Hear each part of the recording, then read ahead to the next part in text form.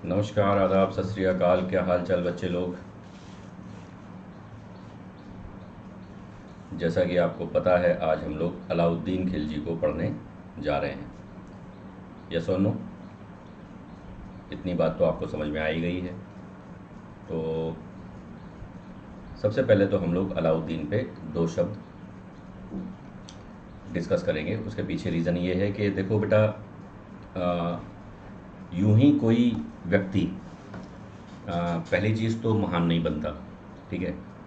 दूसरी चीज़, महान का मतलब यहाँ इस बात से नहीं है कि बहुत ही योग्य है ना। अगर हम प्राचीन भारत, मध्यकालीन भारत और आधुनिक भारत की बात करें तो पूरे पूरे टाइम पीरियड में, पूरे भारत के इतिहास में हमें राजतंत्र देखने को मिला है, किंगशिप देखने को मिली है। और राजतंत्र में राजा का जो कर्तव्य होता है, अगर उस पर हम लोग गौर करें तो वो होता है शासन को अच्छे से चलाना। और अगर हम कहें सिकंदर को हम लोग क्यों द ग्रेट अलेक्जेंडर क्यों बोला जाता है, उसने तो हज़ारों लाखों लोगों को कत्ल किया, लेकिन फिर भी हम उसको द ग्रेट अलेक्जेंडर कहते हैं। तो हम लोग यहाँ पर उन मूल्यों को आधार बनाकर किसी व्यक्ति की व्याख्या नहीं करते हैं जिसमें हम सद्गुणों की कल्पना करें। ऐसा नहीं है। हम लोग किसी सद्गुण की चर्चा करने नहीं जा रहे हैं। हम लोग एक ऐसे राजा, या मध्यकालीन में जैसे हम सुल्तान कहते हैं, एक ऐसे व्यक्ति की चर्चा करने जा रहे हैं जो सुल्तान था, जिसका कार्य था तलवार की दम पे शासन करना और अपने राज्य क्षेत्र को विस्तारित करना। तो उसके संदर्भ में अगर हम अलाउद्दीन को देखें तो उस संदर्भ में हम लोग कह सकते हैं कि तत्कालीन समय में, उस अपने प्रेजेंट टाइम पे जब वो था, तो उसने अपने चारों तरफ जितने भी लोग थे उसमें अपने आप को सुपीरियर साबित किया था। क्योंकि सुल्तान बनना हर कोई चाहता था, लेकिन आगे बढ़ के सुल्तान बनना और सुल्तान बनकर एक बड़े राज्य क्षेत्र को कवर करना, ये हर किसी के बस की बात नहीं थी। तो न केवल अलाउद्दीन ने शासन व्यवस्था को सुचारू रूप से चलाया, बल्कि अगर हम कहें तो सल्तनत काल में स्थायी सेना, स्टेशनरी आर्मी जिसे हम कहते हैं, स्थायी सेना अगर सबसे पहले किसी व्यक्ति ने रखी तो वो अलाउद्दीन खिलजी ने ही रखी।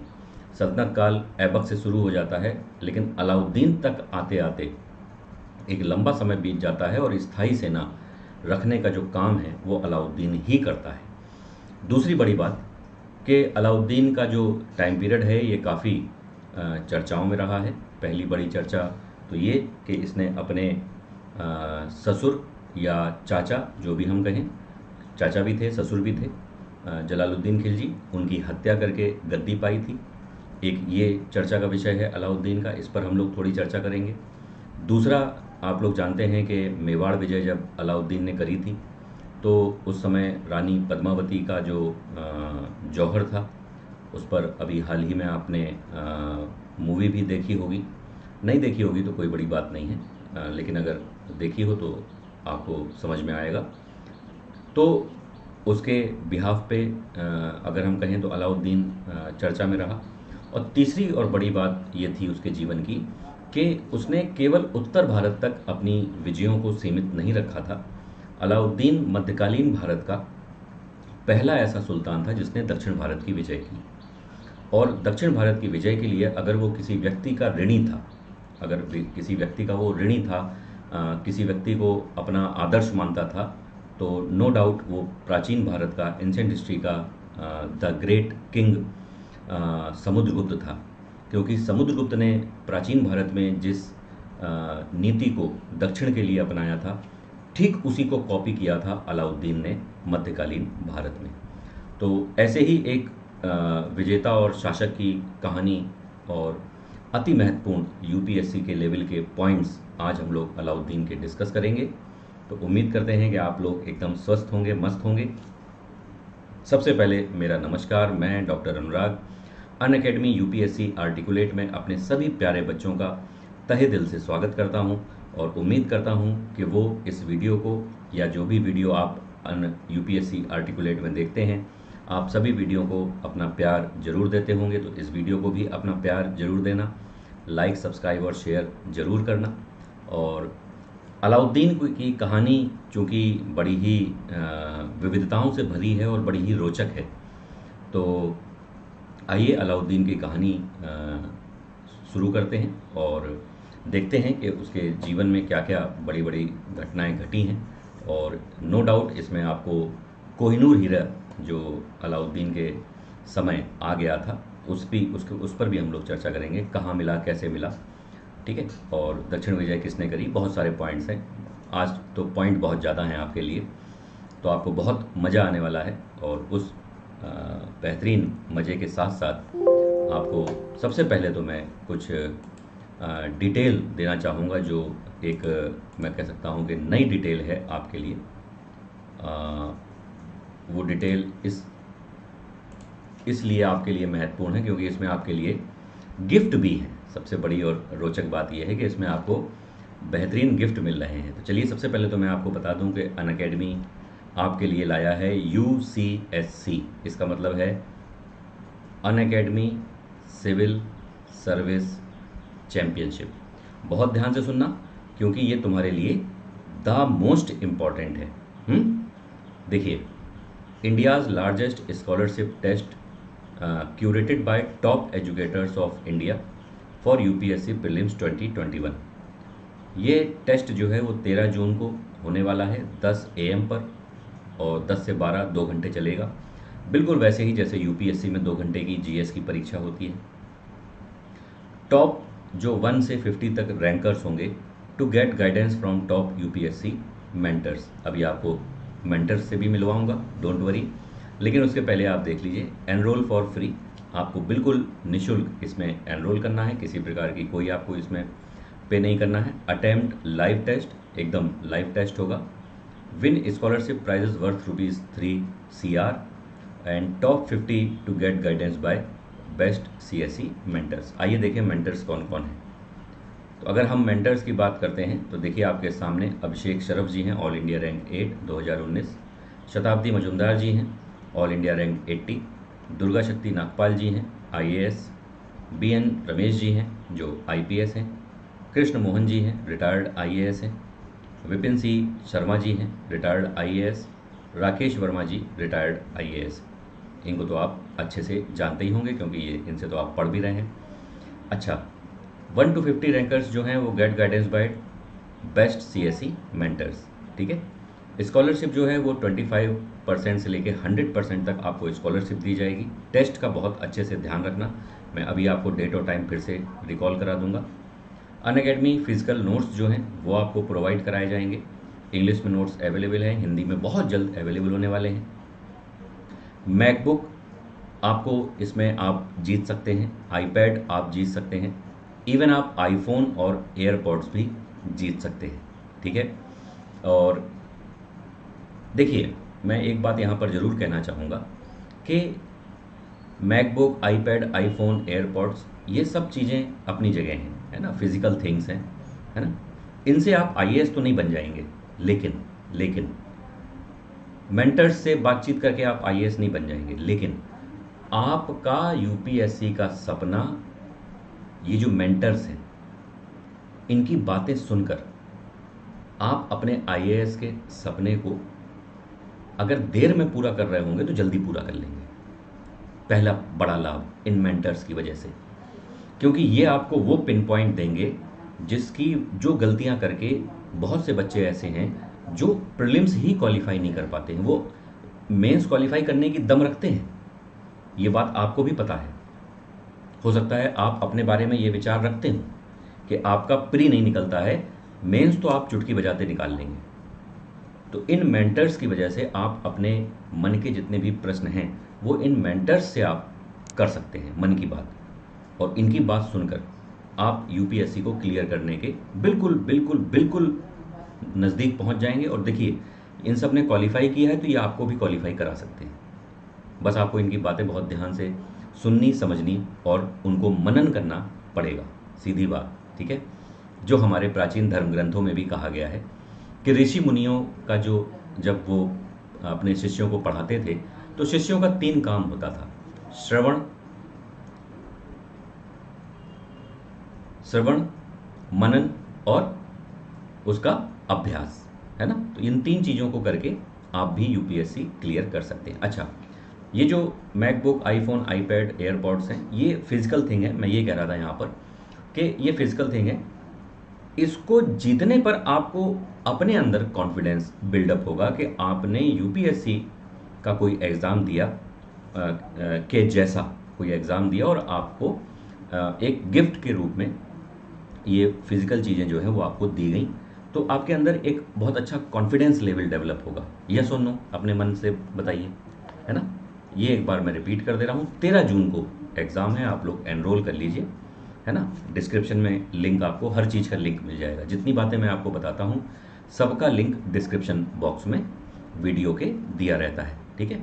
तो 13 जून नोट कर लो, 10 से 12 आपका बेहतरीन एग्ज़ाम होने वाला है, और इतनी संख्या में आओ कि मज़ा आ जाए, है ना। आप भी मज़ा लीजिए, और पढ़ाई में अगर मज़ा आने लग जाए ना तो समझ लेना यूपीएससी क्लियर। अच्छा, एक तो कोड आप लोग याद रखिएगा, अगर इन केस कहीं आपसे कोड इस्तेमाल करने की बात आती है तो अनु IAS लाइव आप कोड इस्तेमाल करिएगा, 10% इवन आपके डिस्काउंट के लिए भी काम आएगा। और अगर कहीं आपको, अगर बिल्कुल नया बच्चा है और वो अनअकैडमी ऐप के थ्रू एंटर करता है तो उसको भी इस कोड के थ्रू वो अच्छे से आराम से एंट्री कर जाएगा। अच्छा, मई 2021 से में अगर आप सब्सक्रिप्शन लेते हैं तो ये जुलाई 2022 तक जाता है। 1 ईयर का सब्सक्रिप्शन आपका एक्सटेंडेड है, और ये आपको प्रीलिम्स दिलाने तक जाएगा। एक्सटेंडेड सब्सक्रिप्शन अगर आप लेंगे तो 1 ईयर का इस समय अगर आप प्लान लेते हैं तो आपको प्रीलिम्स 2022 तक वो एक्सटेंड है प्रोग्राम, और 2 साल का अगर लेते हैं तो वो 2023 तक, ठीक है। इन केस अगर आपके पास एक साथ मुद्रा देने के लिए नहीं है, फ़ी जिसे हम कहते हैं, फ़ी पेमेंट के लिए नहीं है, तो अनअकैडमी ऐसे बच्चों के लिए chase your UPSC dream, nothing can stop you with our loan for UPSC preparation on Unacademy. 0% processing fee है, 0% इंटरेस्ट रेट है, अप्रूवल 2 घंटे में, कोई भी हिडन चार्जेस नहीं है, मिनिमम पेपर वर्क है और फ्लेक्सिबल टेन्योर है। तो इस लोन का आप अच्छे ढंग से इसका आप इस्तेमाल कर सकते हैं। Very good evening Anjana, Rajan Raj, Neelam Soni, Ram Kumar, very good evening बच्चों। ध्यान से सुनो, सारी बातें काम की हैं आपके लिए।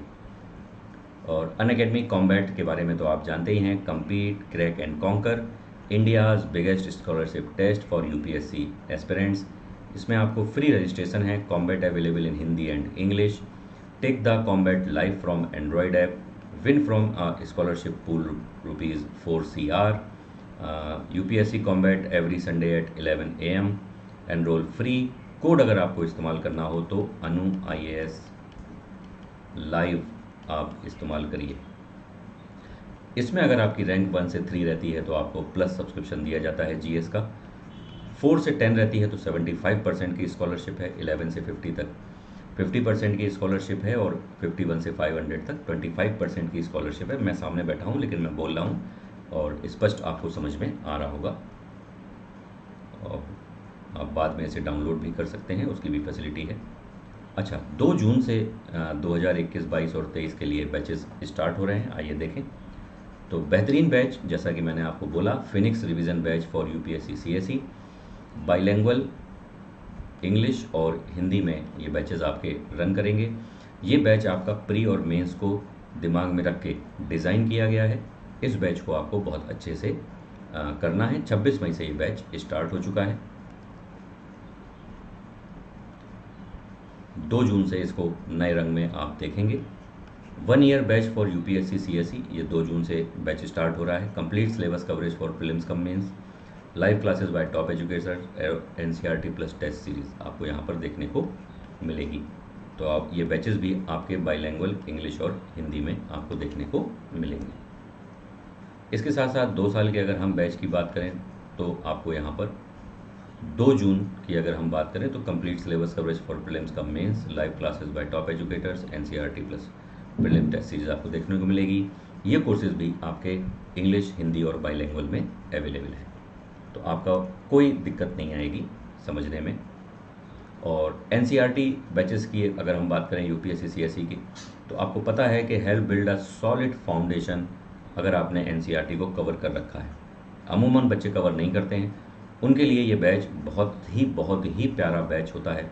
इसमें आप हंसते खेलते एनसीईआरटी को कब पढ़ लेते हैं आपको पता भी नहीं चलता, है ना। इतने बेहतरीन एजुकेटर्स के माध्यम से आपको पढ़ाया जाता है, live classes by top educators. तो फाउंडेशन के लिए ये बैच आपके लिए बहुत अच्छा है। प्लस कोर्सेज़ की अगर आप बात करते हैं तो आप देख सकते हैं 36 मंथ्स तक अगर आप कंटिन्यू पढ़ाई करना चाहते हैं अनअकैडमी के साथ, तो आपको 2500 ओनली पर मंथ पे करना पड़ेगा। अगर आप 24 महीने के साथ जुड़ना चाहते हैं तो आपको 3000 ओनली पे करना पड़ेगा पर मंथ, और 12 महीने के लिए ये आपको 4125 पे करना पड़ेगा। और अगर आप एक साथ पे करते हैं तो इनकी फ़ीस 36 मंथ्स की 90,000, 24 मंथ्स की 72,000 और 12 मंथ्स की 49,500। आइकॉनिक की बात करें तो आपको पर मंथ आइकॉनिक में 4271 देना है 36 मंथ्स के लिए, 4823 देना है 24 मंथ्स के लिए, और 6208 देना है 12 मंथ्स के लिए आइकॉनिक सब्सक्रिप्शन। यहीं पे अगर आप कॉम्बो पैक की बात करते हैं तो जीएस और ऑप्शनल का जो कॉम्बो पैक है, इसमें आपके लिए best of the best offer चल रहा है। 2806 पे करके आप जीएस के साथ साथ अपने ऑप्शनल को भी मजबूती प्रदान कर सकते हैं और आपको बहुत मज़ा आएगा। 36 मंथ्स की अगर हम बात करें तो आपको केवल 2806 पे करना है, 24 मंथ्स के लिए 3463 और 12 मंथ्स के लिए 4792। ये ऑप्शनल का जो कॉम्बो पैक है बेहतरीन है, बेहतरीन यूपीएससी सीएसई ऑप्शनल कॉम्बो, ठीक है। इस पर भी आप जल्दी से जल्दी विचार करिए और जुड़ जाइए अनअकैडमी के साथ, ठीक है। तो Unacademy, let's crack it, okay. उम्मीद करते हैं सारी बातें आपको अच्छे से समझ में आ गई होंगी। आइए अब अलाउद्दीन को स्टार्ट करते हैं।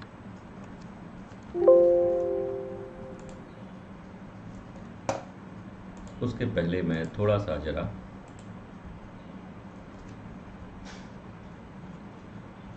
ठीक है,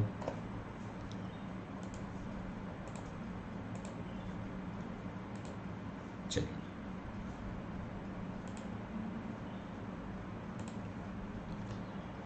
अलाउद्दीन को हम लोग स्टार्ट कर रहे हैं। तो देखिए सबसे पहले कुछ बेसिक्स इन्फॉर्मेशन, ये तो आपके सामने बेसिक इन्फॉर्मेशन लिखी हुई है, ठीक है, तो आप जानते ही हैं।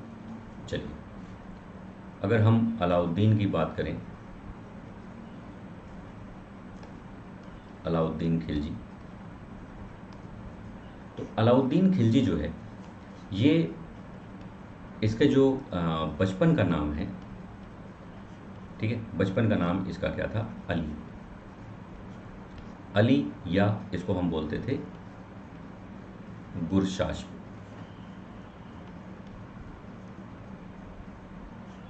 गुरशास्प, ये इसके बचपन का नाम था। कभी कभी एग्जाम में इस तरह के क्वेश्चन भी पूछ लेता है ना। और आपने जलालुद्दीन का नाम सुना होगा, जलालुद्दीन, जलालुद्दीन खिलजी, है ना। ये खिलजी वंश के संस्थापक थे, बहुत ध्यान से सुनना, ये खिलजी वंश के संस्थापक थे। और ये अलाउद्दीन के कौन थे, ये अलाउद्दीन के चाचा भी थे और ससुर भी थे। यानी कि अलाउद्दीन जो है वो जलालुद्दीन का भतीज दामाद था, मतलब भतीजा भी था और दामाद भी था। पहली चीज़ तो ये अपने मन में क्लियर कर लो, है ना, ये चीज़ आपको समझ में आ गई होगी। अच्छा, चूंकि भतीजा था तो एक अलग बात हो गई, लेकिन दामाद था ये बड़ी बात थी, है ना। तो हुआ क्या कि जलालुद्दीन जो हैं इनका जो टाइम पीरियड है वो 1290 से 96 तक है ना। इस दौरान जो अलाउद्दीन है, दामाद होने का इसने पूरा फ़ायदा उठाया। और जलालुद्दीन चूँकि 63 वर्ष की उम्र में सुल्तान बने थे और खिलजी वंश की स्थापना करी थी, तो अलाउद्दीन को लगता था कि जलालुद्दीन किसी लायक नहीं है, जो कुछ भी करना है मुझे करना है। और अलाउद्दीन एक बहुत ही महत्वाकांक्षी व्यक्तित्व वाला व्यक्ति था। तो अलाउद्दीन क्या करता था कि बहुत सारे अभियान, है ना, अटैक्स, जलालुद्दीन को बिना बताए करता था, है ना। गुड इवनिंग बेटा, गुड इवनिंग बेटा। ऑडियो वीडियो क्लियर है? मैं थोड़ा सा लेट पूछ रहा हूँ, लेकिन थोड़ा सा मुझे इसका जवाब दे दीजिएगा। Is audio video clear?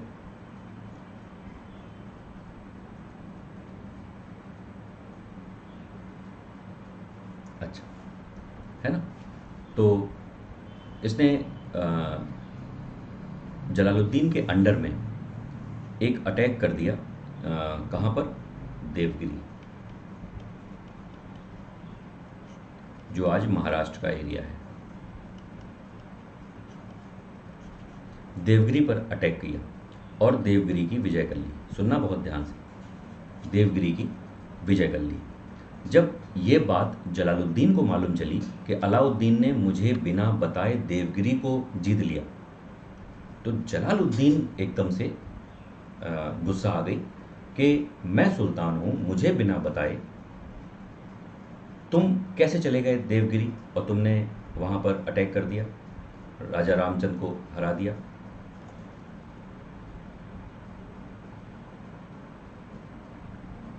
तो अलाउद्दीन को दरबार में पेश किया गया और अलाउद्दीन से जलालुद्दीन ने डांट लगाई।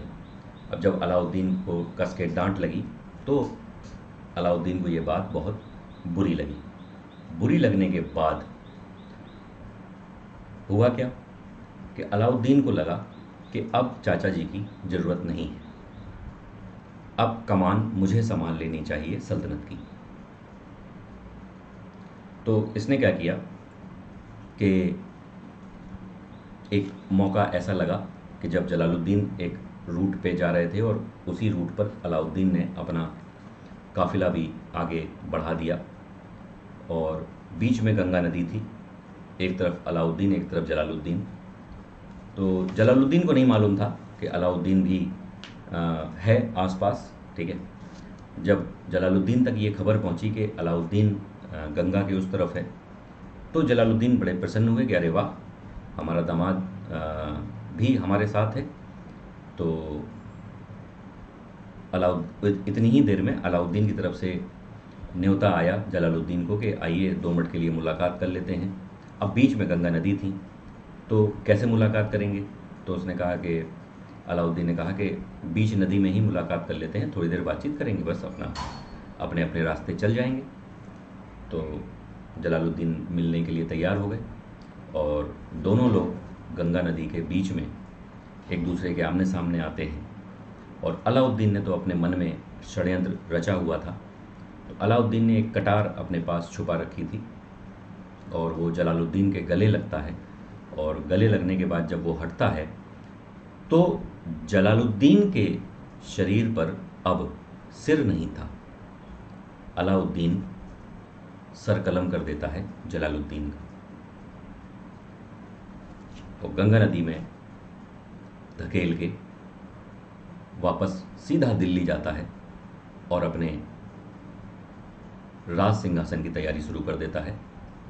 और आपने जियाउद्दीन बर्नी का नाम सुना होगा।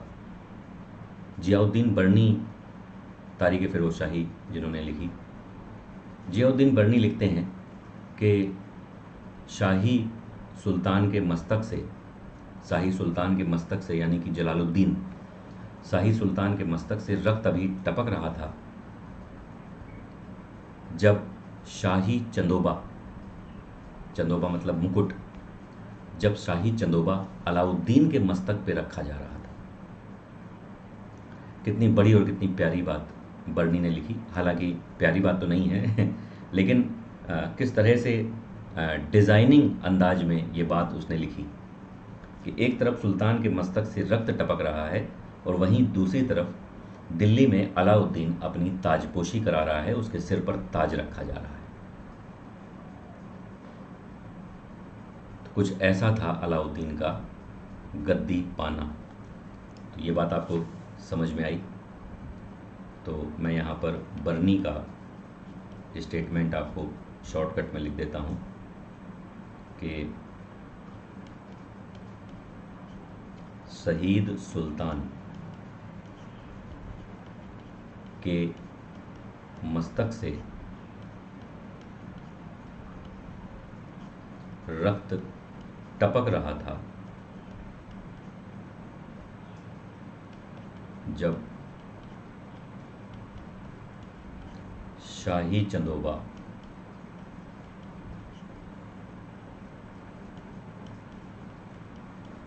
अलाउद्दीन के सिर पर रखा जा रहा था। सबसे पहले तो बताओ, ये पूरी स्टोरी समझ में आ गई अच्छे से?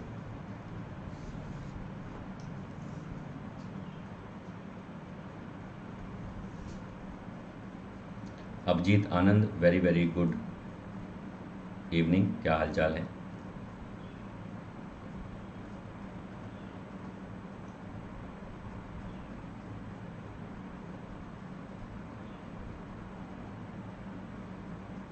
है ना?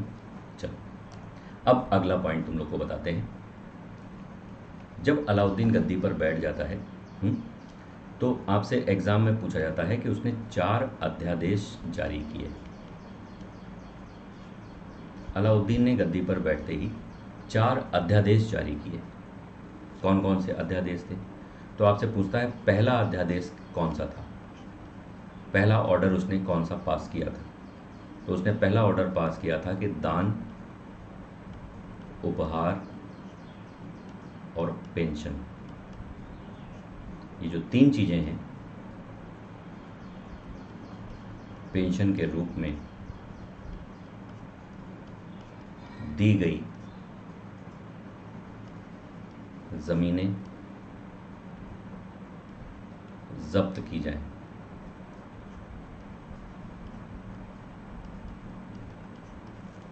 ज़मीनों को जब्त कर लो, पहला ऑर्डर उसने पास किया। उसने दूसरा ऑर्डर दिया कि उसका जो दूसरा ऑर्डर था वो गुप्तचरों की नियुक्ति को लेकर था। गुप्तचरों की नियुक्ति को लेकर उसका दूसरा ऑर्डर था। उसका जो तीसरा ऑर्डर था वो मादक द्रव्य अर्थात मदिरा, लिकर, है ना, की बिक्री पर प्रतिबंध। उसने शराब की बिक्री पर प्रतिबंध लगा दिया था, बिहार सरकार की तरह, है ना, बिहार की जो सरकार है ना। और उसने चौथा अध्यादेश जारी किया था कि जो अमीर हैं, जो सरदार हैं, जो ऑफिसर्स होते हैं, है ना, इनके आपसी मेलजोल पर प्रतिबंध। ये 4 अध्यादेश रटे रहना, क्योंकि रेगुलर इंटरवल में एग्जाम में पूछ लेता है कि अलाउद्दीन ने जो 4 अध्यादेश जारी किए थे उसमें पहला क्या था, पूछता है आपसे दूसरा क्या था, पूछता है आपसे तीसरा क्या था, पूछता है आपसे चौथा क्या था। तो ये चारों अध्यादेश अलाउद्दीन के इम्पोर्टेंट हैं। अगर अलाउद्दीन को आप पढ़ रहे हैं तो ये आपको जानना ज़रूरी है, क्योंकि अगर आप किसी से भी कहेंगे कि आपने अलाउद्दीन पढ़ा है तो वो तुरंत आपसे पहला क्वेश्चन पूछेगा कि बताओ उसके अध्यादेश कौन से थे। पहला क्वेश्चन, ये ऐसी चीज़ें हैं जो आपको फंसने नहीं देंगी, है ना, ये आपको रिलैक्स करेंगी अलाउद्दीन के ऊपर, है ना, पहले इम्पोर्टेंट। अच्छा, इसी के साथ साथ एक पॉइंट याद रखना कि अलाउद्दीन जो है, इसने विश्व विजय का सपना देखा, विश्व विजय का सपना देखा, और इस सपने में उसने इतना मजबूती से देखा कि इसने अपनी उपाधि ली सिकंदर सानी द्वितीय। जो सिकंदर था, सिकंदर महान, ठीक उसी की उसने उपाधि ले ली, सिकंदर सानी। बात समझ में आ रही? नहीं आ रही? नहीं आ रही। आ गई ना। तो विश्व विजय का उसने सपना देखा। अच्छा, उसके बाद उसने एक और सपना देखा। उसने कहा कि मैं धर्म चलाना चाहता हूँ। ये भी उसने सपना देखा।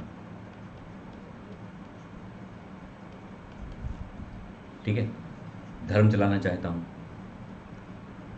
तो इन दोनों सपनों, बहुत ध्यान से सुनना, ये जो दो सपने थे, इस पर राय देने वाला इसका एक बहुत ही प्यारा काजी था जिसका नाम था अला उल मुल्क। अला उल मुल्क।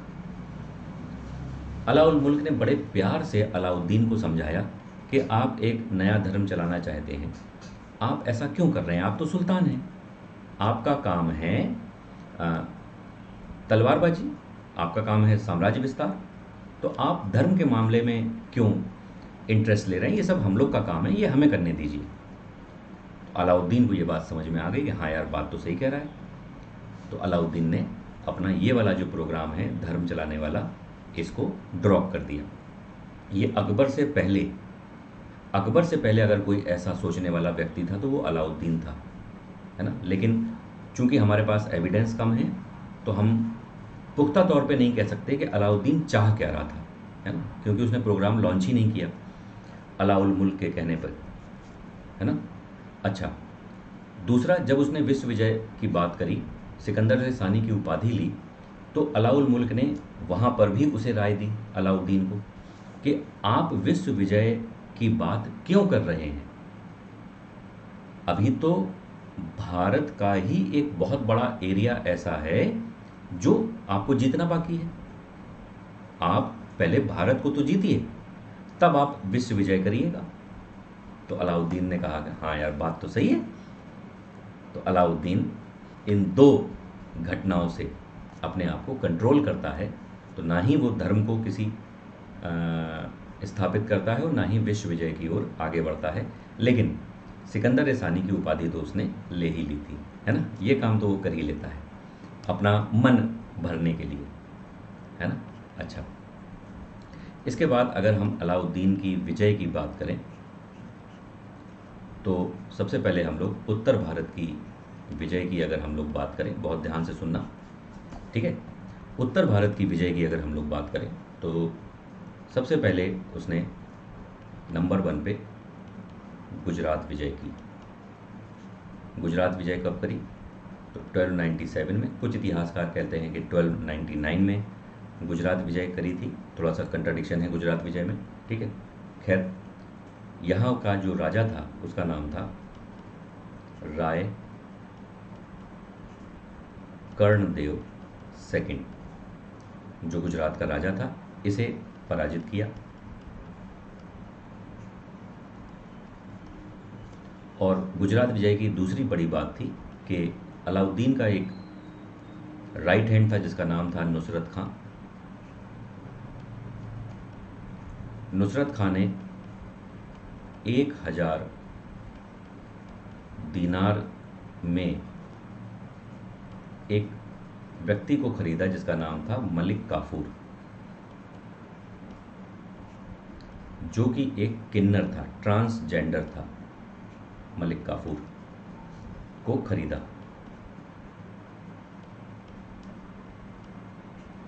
और इसे भेंट के रूप में किसको दिया? अलाउद्दीन को। तो मलिक काफूर अलाउद्दीन के पास आ जाते हैं भेंट के रूप में, गिफ्ट के रूप में। और ये गिफ्ट किसने दी थी? ये गिफ्ट दी थी नुसरत खान ने। बात समझ में आई? अच्छा, गुजरात विजय अलाउद्दीन करना क्यों चाहता था?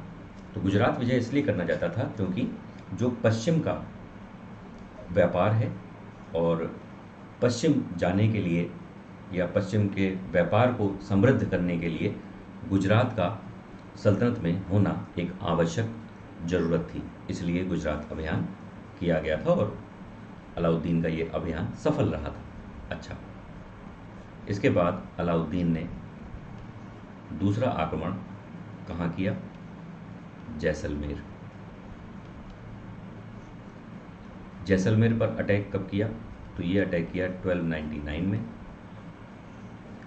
जैसलमेर का जो राजा था उसका नाम था यहाँ का शासक था दूदा और इसका सहयोगी था दूदा का तिलक भट्ट, है ना। तो शासक दूदा और तिलक भट्ट को यहाँ पर पराजित किया गया, ये लोग पराजित हुए। अलाउद्दीन ने जैसलमेर की विजय करी, है ना। और जैसलमेर विजय में अमीर खुसरो का आपने नाम सुना होगा। अमीर खुसरो उपस्थित था, अलाउद्दीन के साथ जाता था अमीर खुसरो। और अलाउद्दीन जब जैसलमेर आक्रमण करने गए तो आपको एक मैं नॉर्मल सी चीज़ बता दूं कि जैसे मान लीजिए कि ये कोई किला है, ठीक है, इस पर अटैक करने अलाउद्दीन गए हैं। अच्छा, किला ऊंचाई पर होता था, है ना, तो आसान नहीं था किसी किले को जीतना। तो अमूमन सेनाएं क्या करती थी, किले को चारों तरफ से घेर लेती थी टेंट बना के। अच्छा, घेर क्यों लेते थे? घेर इसलिए लेते थे कि अब किले के अंदर रसद ना जा पाए। रसद का मतलब क्या होता है? खाना पीना। किले के अंदर खाना पीना ना जा पाए। तो खाना पीना जब किले के अंदर नहीं जाएगा तो 1 महीना नहीं जाएगा, 2 महीना नहीं जाएगा, 3 महीना नहीं जाएगा, 4 महीने नहीं जाएगा, तो कभी ना कभी तो किले के अंदर का खाना पीना खत्म होगा, तब तो किला खुल जाएगा। किले का दरवाज़ा खुलना बहुत ज़रूरी होता था। तो अलाउद्दीन ने घेरा डाल रखा था। अब जैसे मान लो यहाँ अलाउद्दीन बैठे हैं, इस टेंट में अलाउद्दीन बैठे हैं, उनके साथ अमीर खुसरो बैठे हैं। तो एक रात क्या हुआ कि अमीर खुसरो ने देखा कि किले के अंदर से बहुत आग सी जल रही है। तो अलाउद्दीन ने पूछा कि ये आग क्यों जल रही है? तो अमीर खुसरो ने कहा कि लगता है कि जो यहाँ का राजा है जैसलमेर का, उसने कल दरवाज़ा खोलने का निश्चय कर लिया है। अमूमन यही होता था, है ना।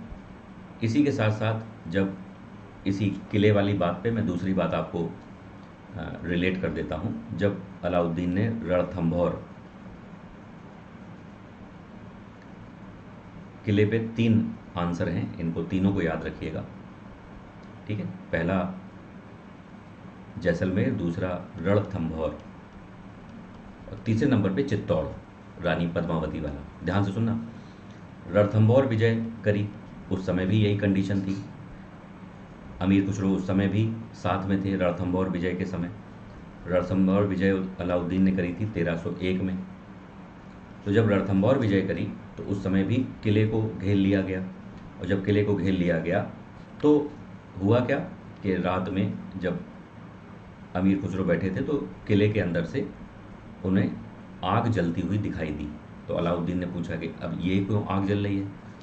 तो उसने कहा कि लगता है कि जो रणथंभौर के शासक हैं या जो राजा हैं रणथंभौर के, उनका नाम था हम्मीर देव। हम्मीर देव को यहाँ पर पराजित किया था, है ना। तो हम्मीर देव ने अपने सभी स्त्री और बच्चों को जला दिया।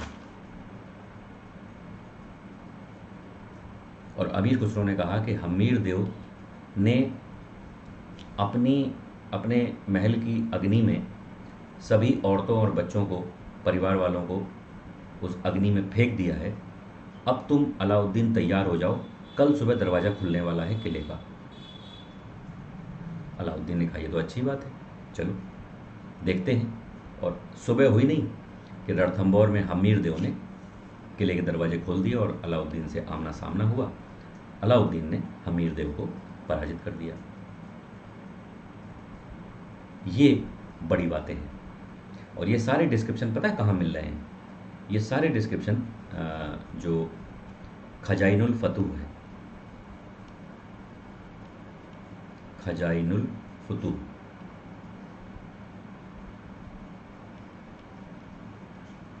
और फतूह उस सलातीन, अमीर खुसरो की जो कृति है, इनमें हमको ये डिस्क्रिप्शन मिल रहे हैं।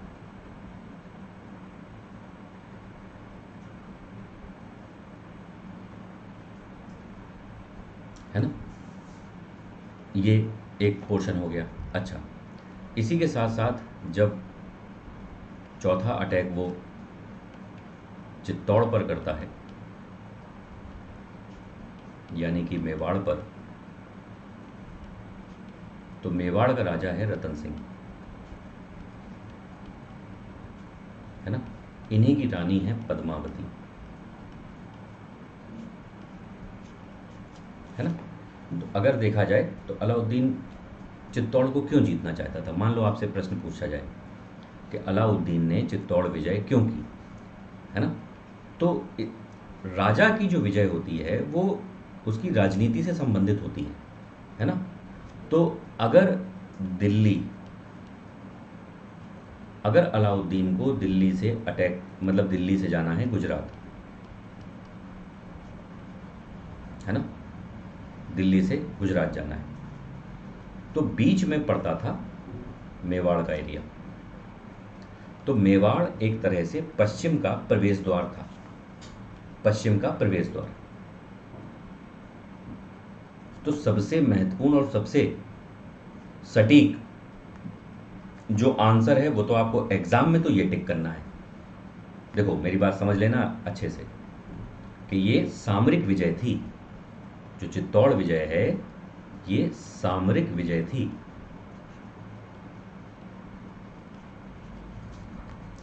स्ट्रेटेजिकल विक्ट्री थी ये अलाउद्दीन की, है ना। और जब चित्तौड़ विजय करता है तो ये जो मैंने यहाँ पर आपको किला बनाया, तो यहाँ पर फिर जब चित्तौड़ के किले का घेरा अलाउद्दीन ने डाला, लगभग 7 महीने तक घेरा डाला अलाउद्दीन ने चित्तौड़ का। और जब घेरा डाले वो थक गया, जब उसका लौटने का मन करने लगा, तो अमीर खुसरो अलाउद्दीन अगल बगल बैठे थे, तो अग्नि को जलते हुए फिर देखा अमीर खुसरो ने। तो अमीर खुसरो ने अलाउद्दीन से कहा कि तैयार हो जाओ। तो अलाउद्दीन एकदम चौंक गया कि 7 महीने से बैठे हैं, बोर हो रहे हैं, है ना, मोबाइल भी नहीं है कि व्हाट्सएप खेलें, है ना कोई गेम खेलें, है ना। तो 7 महीने से बैठे बैठे अलाउद्दीन का दिमाग ख़राब हो गया था। अच्छा, गुस्सा बहुत आती है ऐसे में। तो अमीर खुसरो ने कहा देखो आग जल रही है महल के अंदर। तो अलाउद्दीन ने कहा ये आग क्यों जल रही है? तो उसने, अमीर खुसरो ने कहा देखो राजपूत सर पे कफन बांध लिए हैं। तो अलाउद्दीन ने कहा क्या मतलब? तो उन्होंने कहा देखो ये जो अग्नि है, ये अग्नि एक बहुत बड़ा कुंड है, उसमें आग जल रही है और उसके चारों तरफ महिलाएं खड़ी हो जाएंगी और कल सुबह किले का दरवाज़ा खुल जाएगा और राजपूत हमसे लड़ने के लिए आ जाएंगे। अलाउद्दीन ने कहा बहुत बढ़िया, तो हम रानी पद्मावती को हम जीत सकते हैं। तो अमीर खुसरो ने कहा नहीं, क्योंकि वो जो अग्नि जल रही है वो इसीलिए जल रही है कि महिलाएं उसके, सारी महिलाएं उसके चारों तरफ खड़ी हैं। अगर राजपूत जीत गए तो भैया उस अग्नि में पानी डाल देंगे, है ना, और क्या करेंगे। और अगर राजपूत पराजित हो गए तो अपने सतीत्व की रक्षा के लिए, मतलब अपनी इज्जत की रक्षा के लिए वो सब अग्नि में कूद जाएंगी महिलाएं, तुम्हें मिलेगा कुछ नहीं। तो अलाउद्दीन ने कहा चलो देखते हैं कल सुबह दरवाज़ा खुलता है कि नहीं किले का। सेम घटना घटी और सुबह हुई और दरवाज़ा खुला। कहाँ का? चित्तौड़ का। रतन सिंह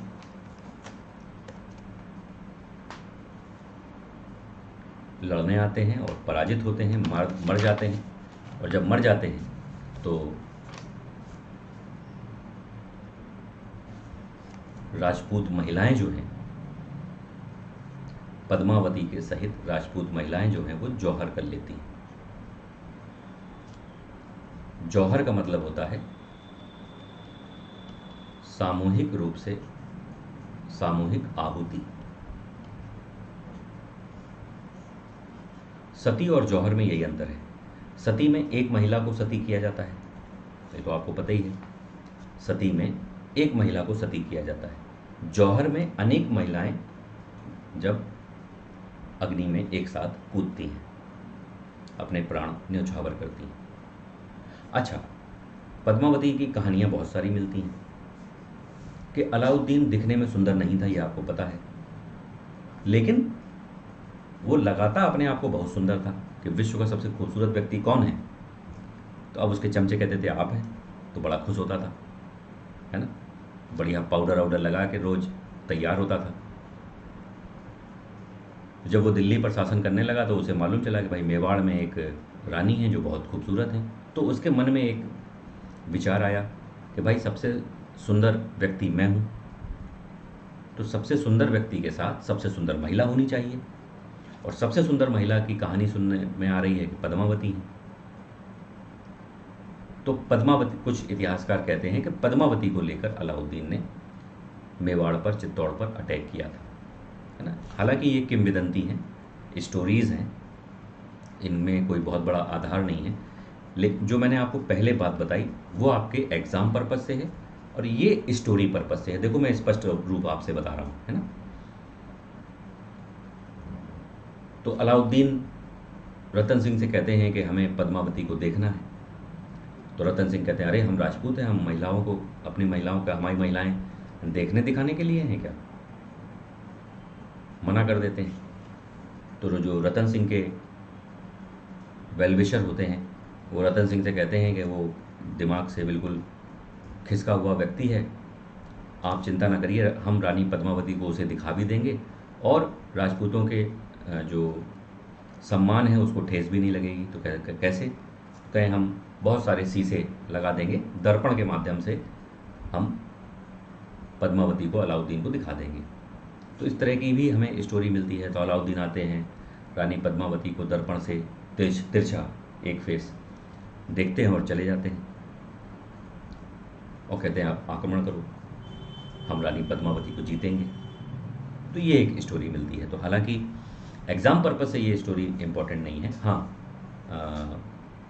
पद्मावती एक कारण थी, मुख्य कारण नहीं थी, इस बात को याद रखिएगा, है ना।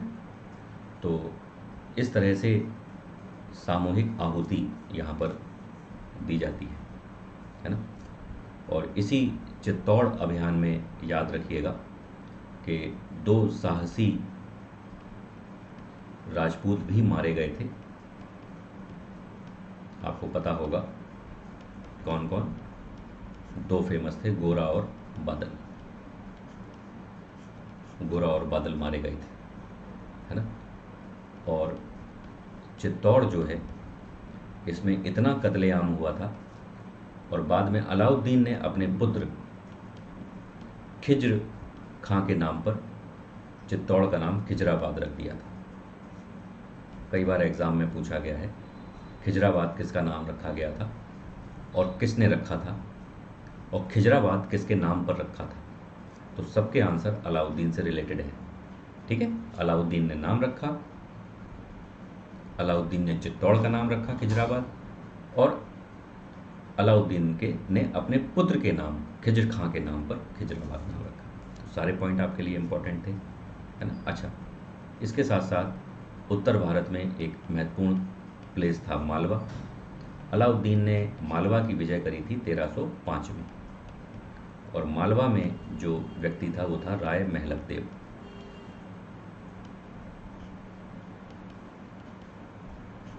राय महलक देव को यहाँ पर पराजित किया गया था, है ना।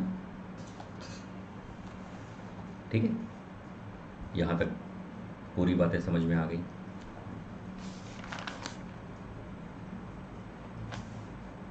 हाँ, मूवी में दिखाया है। अब यहाँ ध्यान से सुनो, दक्षिण विजय।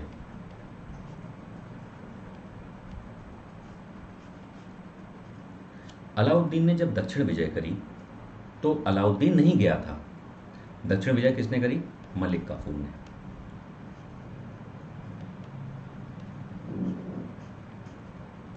मलिक काफूर ने दक्षिण विजय की। किसके समय? अलाउद्दीन के समय, क्योंकि मलिक काफूर किसका दास था? अलाउद्दीन का, है ना।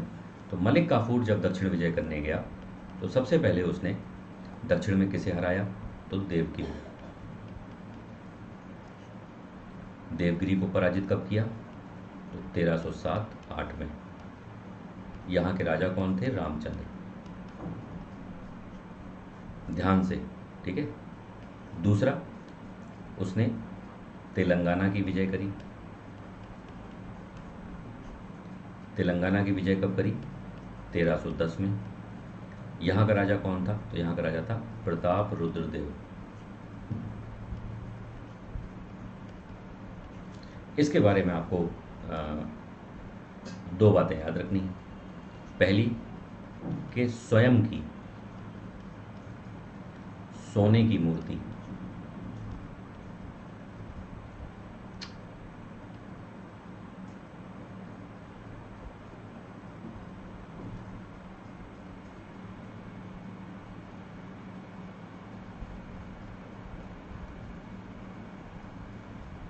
स्वयं की सोने की मूर्ति जंजीर बंधी भेंट के रूप में अलाउद्दीन के पास भेजी थी। सोचिए, इतना डर गए थे प्रताप रुद्रदेव अलाउद्दीन से।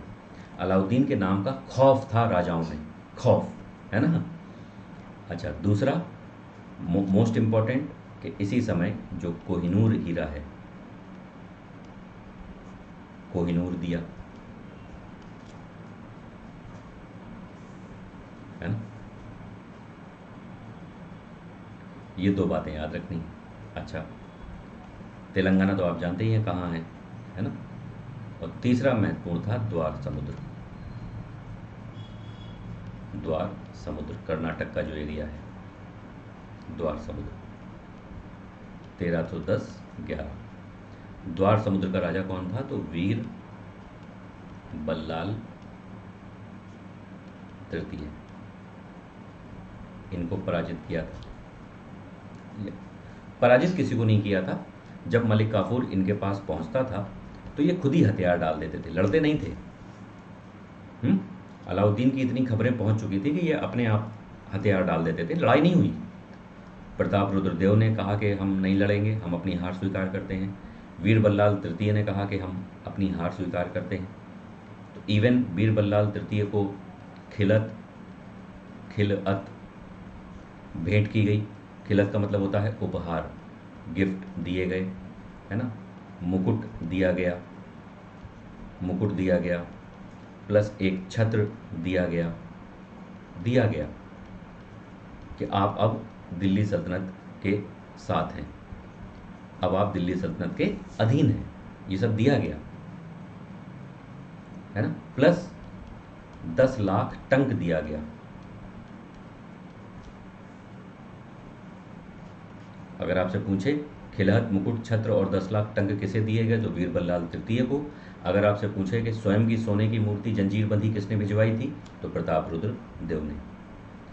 और आपको जान के ताज्जुब होगा कि जो अमीर खुसरो हैं,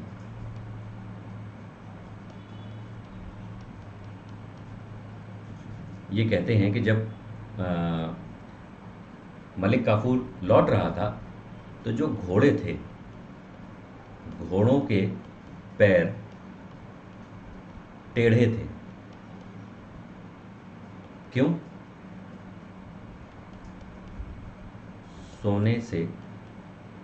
सोने के भारी बोझ से। मतलब दक्षिण भारत से मलिक काफूर इतना सोना लाया था कि घोड़ों के पैर टेढ़े हो गए थे। इतना सोना लाद लाद के लाया था, सोचो। तो अपने आप में एक बड़ी यूनिक बात है ना। और इसमें एक बस तुम लोग बात याद रखना, मैं यहीं पर बताना चाहता हूं जिससे तुम लोग को कंफ्यूजन ना हो। चौथा अटैक माबर में उसने किया था। माबर का मतलब है पांड्य राज्य। तो पांड्य राज्य पर जब मलिक काफूर ने अटैक किया था तो यहाँ पर विजय नहीं की थी, विजय नहीं की, क्योंकि जब वो पांड्य राज्य गया तो इतना उसका स्वागत हुआ मलिक काफूर का कि मलिक काफूर ने अटैक का सोचा ही नहीं। पांड्य राज्य को मलिक काफूर ने अटैक के रूप में काउंट मत करना। देवगिरी तेलंगाना द्वार समुद्र को मलिक काफूर ने जीता था, पांड्य राज्य को नहीं जीता, याद रखना इस बात को। और ये अटैक उसने किया था 1311 में। ठीक है, बहुत अच्छे से ये बात याद रखोगे कि नहीं?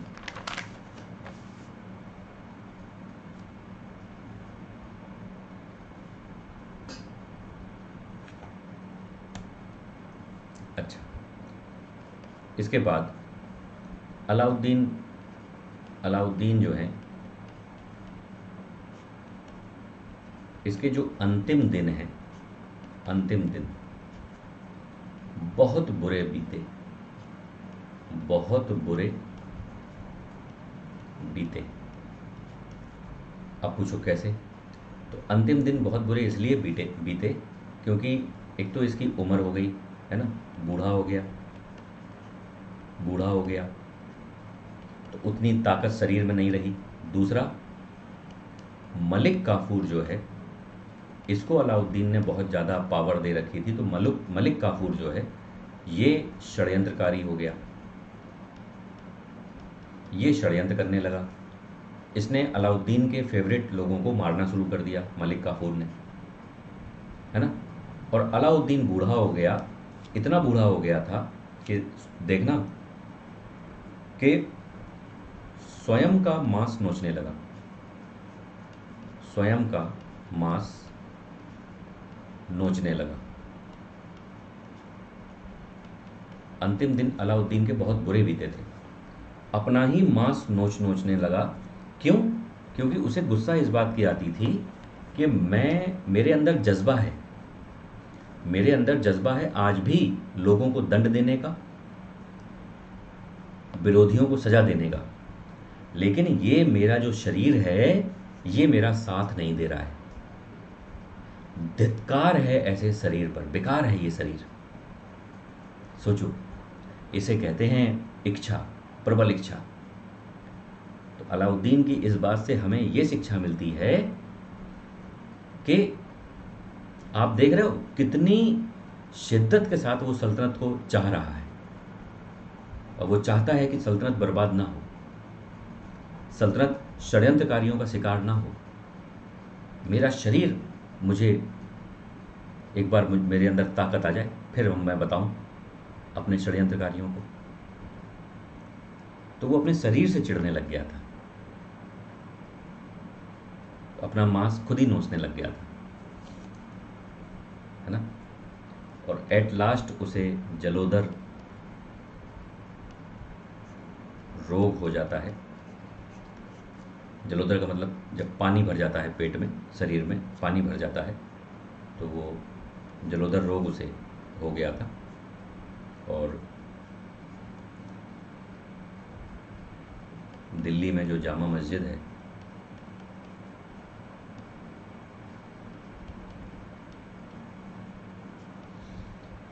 उसके सामने दफना दिया गया।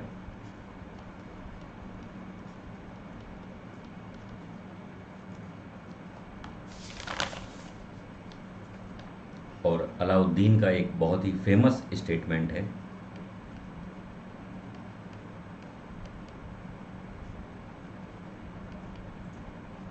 मैं ही राज्य हूं, आई एम द स्टेट, मैं ही राज्य हूं। अलाउद्दीन भी ये स्टेटमेंट देता था।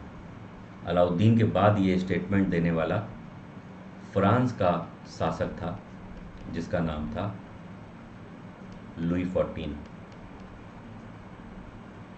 लुई XIV ने भी यही स्टेटमेंट दिया था, मैं ही राज्य हूं, है ना। अलाउद्दीन कहता था, मैं ऐसे आदेश देता हूं जो राज्य के हित में होते हैं। मुझे इससे फर्क नहीं पड़ता कि वो शरीयत के नियमों के अनुसार हैं या नहीं है।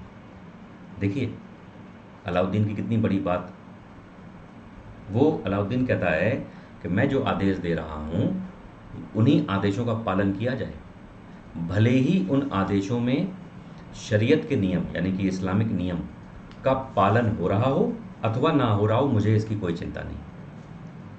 अलाउद्दीन पूरे सल्तनत का एकमात्र सुल्तान था जिसने राजनीति और धर्म दोनों को अलग रखा। पहला ऐसा सुल्तान था जिसने राजनीति और धर्म को अलग रखा, जबकि कुरान शरीफ ये कहती है, कुरान शरीफ में कहा गया कि राजनीति और धर्म को पैरेलल लेके चलना है, पैरेलल। लेकिन अलाउद्दीन ने कुरान के अनुसार कुरान की ये बात नहीं मानी। उसने कहा कि राजनीति का धर्म में और धर्म का राजनीति में हस्तक्षेप होने ही नहीं चाहिए, क्योंकि राजनीति अलग चीज़ है, धर्म अलग चीज़ है। बताओ बच्चे, अलाउद्दीन समझ में आए? क्या अब तुम लोग वीडियो को लाइक करना पसंद करोगे, शेयर करना पसंद करोगे, सब्सक्राइब कर लोगे चैनल को अगर नहीं किया है? हाँ, लुई 14 बाद में हुए हैं ना, अलाउद्दीन पहले हुआ है। वो यूरोप इतिहासकार हैं, वो ऐसा लिख देते हैं कि लुई 14 की तरह अलाउद्दीन। अरे ऐसे तो फिर कहते हैं कि भारत का शेक्सपियर कालिदास, जबकि कालिदास पहले हुए हैं, शेक्सपियर बाद में हुए हैं। शेक्सपियर को यूरोप का कालिदास कहा जाना चाहिए।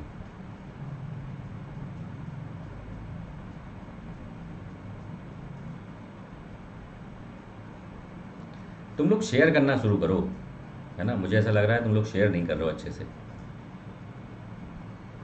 शेयर करो बच्चे।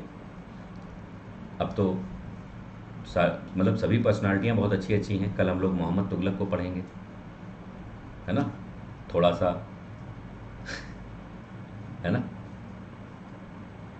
मोहम्मद तुगलक के बाद महात्मा गांधी हैं, भगत सिंह हैं, सरोजनी नायडू हैं, बड़े बड़े व्यक्तित्व हैं। ऐसे कैसे काम चलेगा बताओ?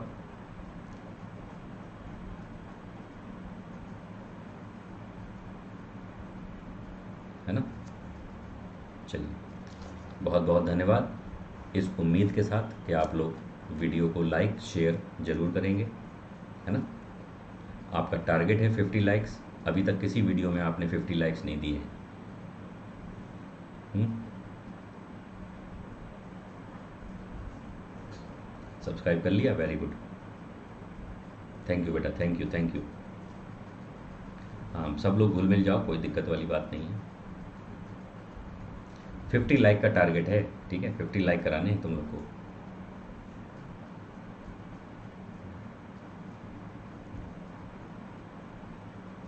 चलिए, थैंक यू, बाय बाय।